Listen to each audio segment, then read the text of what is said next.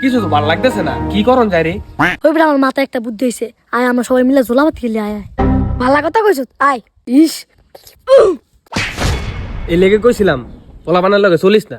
দেখ অনেক জোলাবাতির কথা কইয়া দিছে, আমরা যে বড় হইছি মানে আবার ছোট বানাই দিছে। আমার কি দোষ নেই, কইছো তুই আমার মালিক আরে। তো তোর দোষ হইতো না, তোর লাগে তো আমার বন্ধু হইছে, না হলে ছোট পোলা বানা আমার বন্ধু হয়। যা তখন থাকতামই না, তোর এই খেল জোলাবাতি। ওই গেছে গেছে ভাই, বড় মানুষ তো, আমরা জলাভাতি গেলি গায়। ওই হন, এই আমরা পেঁয়াজ মেজ লেহি, তোরা টমেটো মমটো আগে লাগাইছে। পেঁয়াজ মেজের কথা বন্ধ করো, চুলা কুন্ডে বানাবো এটা আগে দেখে গা। আয়